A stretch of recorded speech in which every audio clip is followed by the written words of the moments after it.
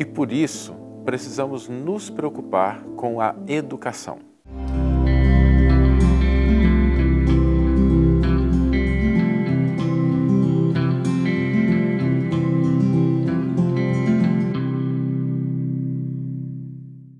Olá, meus amigos, olá, minhas amigas, sejam todos muito bem-vindos ao programa Reflexões com Emmanuel. No episódio de hoje, nós vamos refletir sobre a nossa essência e sobre o processo fundamental de aperfeiçoá-la, desenvolvê-la. Eu gostaria de começar convidando você a pensar nos exemplos da natureza. Às vezes nós caminhamos por um bosque, por um parque, e vemos aquelas árvores grandiosas que estendem a sua copa, trazem aquela sombra acolhedora ou frutos saborosos. E a gente olha para aquele ser vivo, magnífico. E é preciso lembrar que toda grande árvore começou com uma semente pequenininha. Aliás, algumas são tão pequenas que às vezes a gente passa por elas sem nem perceber. E com o tempo, aquela semente pequena se torna uma árvore grandiosa. Se a gente olhar um grande rio, um rio caudaloso, um rio que as pessoas utilizam para nadar, pescar, viajar, se divertir, aquele pôr do sol atrás de um rio, a gente precisa lembrar que todo rio começou com uma fonte pequenininha, às vezes milhares de quilômetros distantes, e que foi se acumulando até formar aquele grande rio caudaloso. A natureza ela é pródiga em exemplos que nos mostram que os grandes eventos, as grandes ocorrências, elas começam pequenas, começam com pequenas coisas. Mas por que eu estou dizendo isso? Porque todos nós, como seres humanos, temos um DNA divino. Temos uma essência divina dentro de cada um de nós. E Jesus afirmou isso quando atribuiu a relação do ser humano com a divindade, com Deus, como sendo uma relação de paternidade. Jesus chamava Deus de Pai, o que significa que nós trazemos na nossa essência, na nossa característica, esse DNA divino. Só que, se nós compartilhamos esse DNA, é preciso desenvolvê-lo. É preciso fazer com que ele floresça, com que ele frutifique, com que ele de fato se torne uma expressão no máximo das nossas possibilidades, assim como a semente que vai se desenvolvendo se torna um dia uma árvore frutífera. E é importante a gente lembrar que as árvores não crescem até o céu, cada uma cresce até a sua característica, de acordo com a sua espécie, de forma que a gente não pode esperar crescer até o tamanho de Deus, certo? Mas a gente pode desenvolver esse potencial divino dentro de nós. E quando nós falamos de potencial divino, lembremos-nos que existem 3 dimensões que devem ser prioritárias no processo de desenvolvimento. A nossa inteligência, a nossa razão, o raciocínio. Essa é a primeira. A segunda é o sentimento. As emoções, os nossos hábitos emocionais, a maneira como a gente responde aos estímulos externos. E o terceiro, a ação, o que nós fazemos. Desenvolver o nosso potencial divino, o nosso DNA divino, significa aperfeiçoar a nossa capacidade de pensar, de raciocinar, de sentir e de agir. Dessa forma, nós estamos fazendo com que essa semente que existe dentro de cada um de nós floresça, cresça e frutifique. E o processo através do qual nós alcançamos esse desenvolvimento é a educação. Não exclusivamente a educação formal, embora ela também faça parte desse processo, mas a educação do ponto de vista do aperfeiçoamento do nosso raciocínio, da maneira como nós analisamos, da maneira como nós percebemos, conectamos as coisas no mundo, da maneira como nós sentimos. E é interessante porque eu tenho certeza que você que está nos vendo, que está nos assistindo, que está nos ouvindo, sabe que, às vezes, quando a gente passa por uma determinada situação dolorosa, difícil, aquilo desperta na gente maneiras de pensar, de sentir e de agir.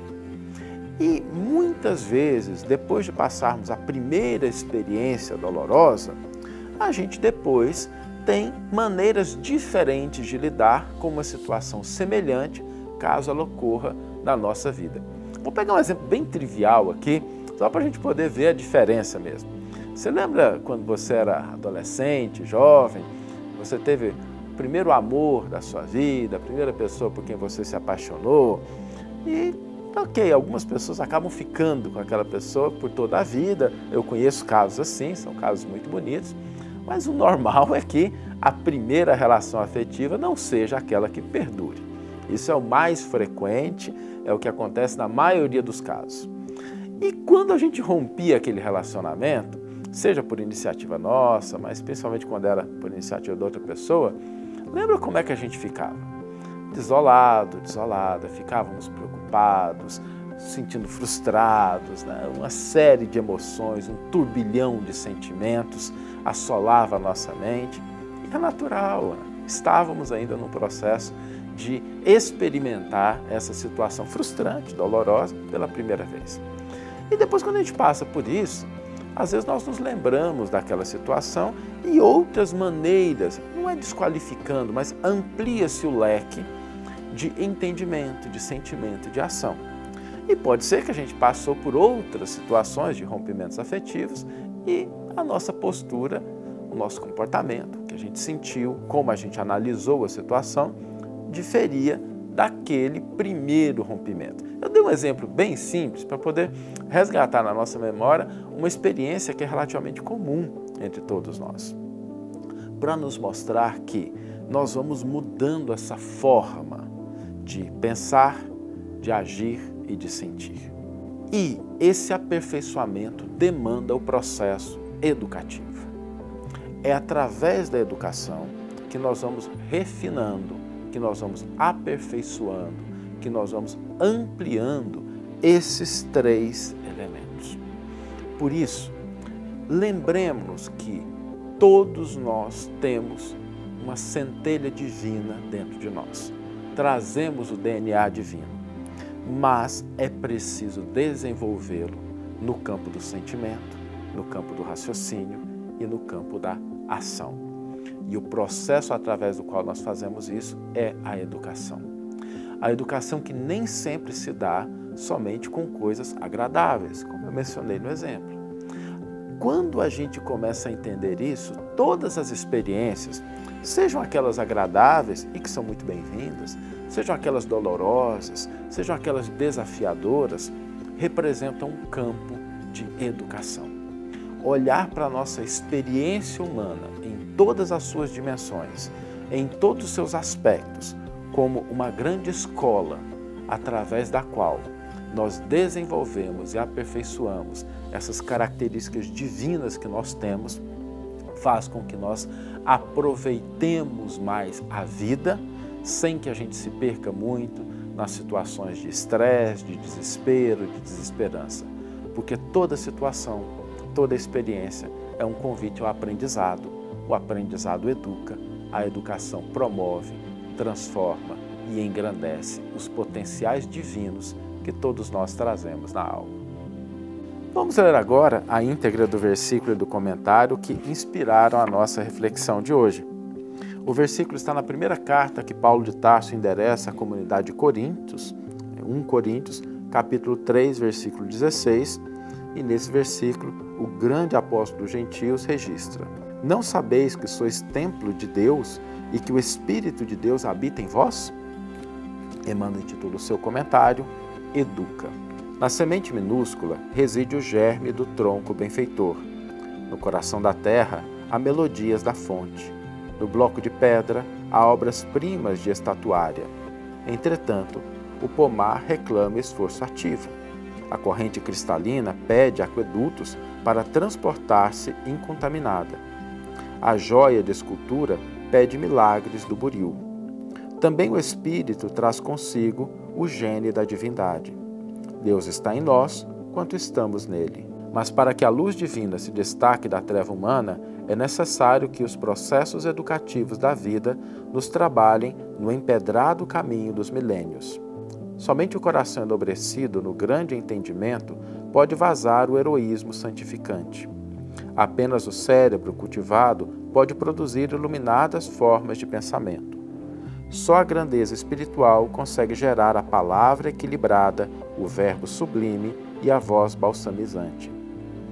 Interpretemos a dor e o trabalho por artistas celestes de nosso acrisolamento. Educa e transformarás a irracionalidade em inteligência, a inteligência em humanidade e a humanidade em angelitude. Educa e edificarás o paraíso na terra. Se sabemos que o Senhor habita em nós, aperfeiçoemos a nossa vida a fim de manifestá-lo. Uma valiosa página de Emmanuel que nos convida a reconhecer esse potencial, essa característica, essa centelha divina que nós trazemos dentro de nós e a necessidade de nos desenvolver para melhor expressá-la. E o desafio de hoje é exatamente isso. Vamos nos fazer a seguinte pergunta: como eu estou expressando os potenciais divinos que estão dentro de mim? Como eu estou expressando esses potenciais? E de repente, se a gente perceber que tem algum que não está sendo muito expresso, sem crítica, sem lamentação, vamos aproveitar a oportunidade para educar, para disciplinar, para desenvolver, sobretudo nas nossas experiências do cotidiano. Então hoje vamos expressar os potenciais divinos que nós trazemos dentro da nossa alma, educando-os dentro das circunstâncias em que nós estamos inseridos. Que tenhamos todos uma excelente manhã, ou uma excelente tarde, ou uma excelente noite, e que possamos nos encontrar no próximo episódio. Um grande abraço e até lá!